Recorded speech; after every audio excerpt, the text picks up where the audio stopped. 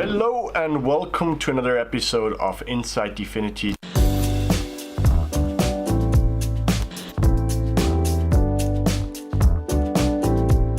Today I'm joined by Robert and we are going to answer some Q&A that we got from the mission control community. Without too much ado, let's jump in. First question from Jack Winters. So Jack says, recently we've noticed that large majority of the miners in EOS are using AWS infrastructure to run their miners. Kind of defeats the purpose of having a decentralized network. So he asks, what measures does DFINITY take in order to prevent a similar situation to happen for DFINITY? Robert, what insights do we have? So this is a very good question. It is indeed a problem if everyone uses the same infrastructure to host their mining equipment, and there are different approaches to this issue, and one of them is by incentivizing people economically not to use the same hosting provider. And one way of doing so is you can have a penalty system where your individual penalty depends on how many or which fraction of all nodes failed. This way, if like 10% of the people are using the same infrastructure, the same hosting provider, and it like goes offline, then your penalty would be higher because then 10% of all the nodes failed than in a case where just you, maybe as a small node, just went offline. In that case, your penalty would be lower. Failures that only affect like a small fraction of the nodes are much less risky for the health of the whole network than failures that affect a bigger fraction of nodes. So that's one approach based on economic incentives and penalties. There are other approaches. Once we have introduced sharding, then it would be possible to have shards where people are required to run their own hardware enclave, so they would have to run hardware with SGX, and that also means that you could not outsource your computation to hosting providers. And that stays at least as long as there's no AWS for hardware with SGX chips, right? A third way of how DFINITY is working against this that I want to point out is that we're also actively reaching out to a wide variety of people who are interested in mining already, including data centers and hosting providers. Right now, it's part of my role at DFINITY so that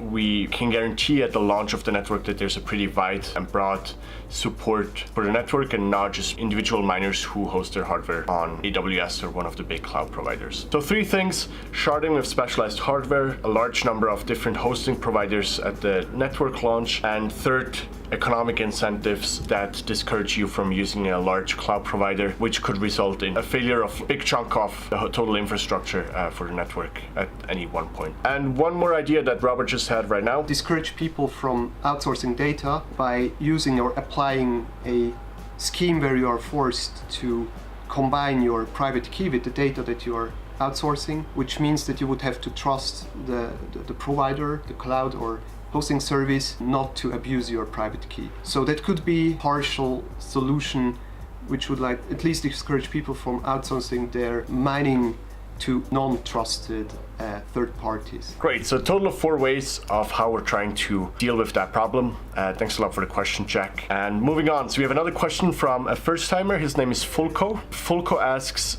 is there going to be something similar to the ERC20 standard on DFINITY? So ERC stands for Ethereum Request for Comment and has basically established itself as the standard for tokens on top of the Ethereum blockchain. Ethereum 20 is just the number 20 just means that it was request number 20 that was submitted or proposed. And when you go and look on Wikipedia or any other source that shows you what the ERC20 token standard means, it's basically a number of methods and events that a smart contract has to provide in order to be compliant with this ERC20 standard. Robert, what's our plan for anything like an ERC20 token on DFINITY? We have this vision of creating an internet computer which can do much more than just allowing you to create tokens. Doesn't mean that we are opposed to or we are not in favor of having the standardized token systems on our platform. I think it's open to anyone to propose a framework which could become a standard for tokens. So we are not actively pursuing that way, but we are open to suggestions. So the DFINITY team currently has their hands full pretty much with building the underlying technology for the internet computer. So we're not even thinking about all these different application standards yet. And the way we see it is DFINITY will do much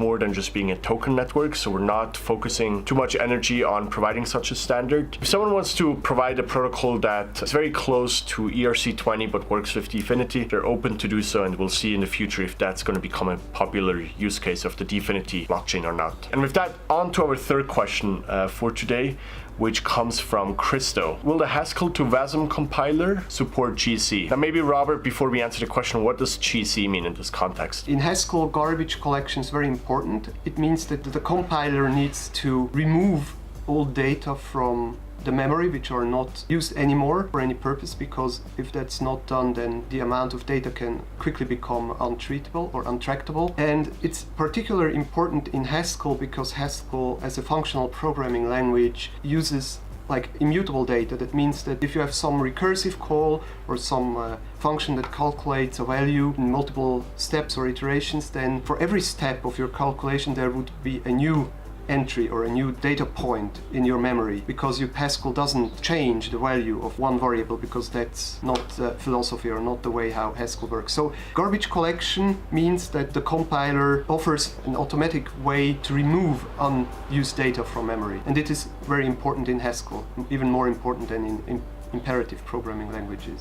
All right, our next question comes from Jordan. Jordan asks, will DFINITY allow for private on-chain computation? By that I mean, will DFINITY allow smart contracts to execute their code privately? Will I be able to execute and store private information in and around smart contracts? Maybe before we answer the question, let's talk about where this could be handy. What's an example for an application where this would be helpful to have? Basically, any kind of application that uses private data or personal data should have some system that guarantees privacy. This is not only useful, but it's also prescribed by law, by the data protection laws of the European Union at least. So I think it's very important to have systems that allow you to keep your data private on a blockchain. Generally, a blockchain is an open system, which means that the data that you store on chain is transparent and can be viewed by anyone, but it doesn't mean that your data cannot be encrypted, and it's also possible to do the computations based on your encrypted data in secure enclaves like SGX. Where do we stand with DFINITY? To which degree do we already have an idea for how this will be possible on DFINITY? Will it be possible for everyone? Will it be possible for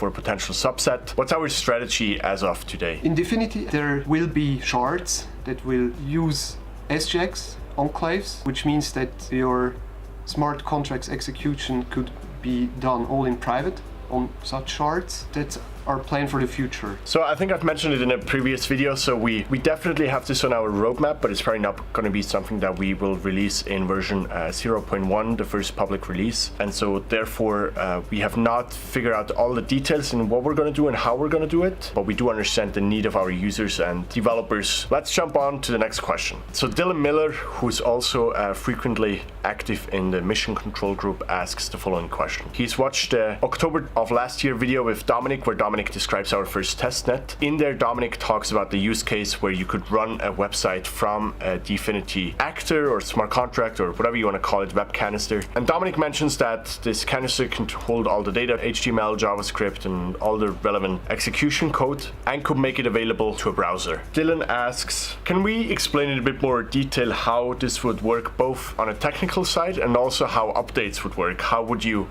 update the front end of such a web service? Our web-canister model allows you to connect your web-canisters with the outside world, which means that you can have like a front-end application in your browser that communicates with some actor running on chain. And it's also possible to have the code of your front-end on chain and that you can download it from the chain. That should be possible. So when it comes to updates, the owner of a contract who originally deployed the code on the blockchain could foresee, for the case of updates, he could add functionality to that contract which allows him, the owner, to upload new functions or to replace the code of existing functions. So that should be possible. And of course, theoretically, the BNS could also update the code of any contract, even if it doesn't include this possibility. But normally, you as an owner would take the appropriate measures and include such functions that allow you to change the code later on. So that shouldn't be a problem technically. And the question about the costs with regard to updates, when you upload data to a blockchain or when you deploy a contract, you will have to pay gas for the transaction which registers the data on chain. Probably, or maybe in future, we will also consider storage rent, which means that whenever you add new data to the chain that needs to be stored in the persistent storage, you would also pay for the storage. But currently we are not focusing on that. So basically, when you update your code, you will just have to pay the regular transaction fees for executing this transaction. Good stuff. And with that, I think that's a great point to take a break and conclude this part 1. Tune in tomorrow for the second part of our Q&A session with questions from Mission Control. And with that, we'll talk to you soon.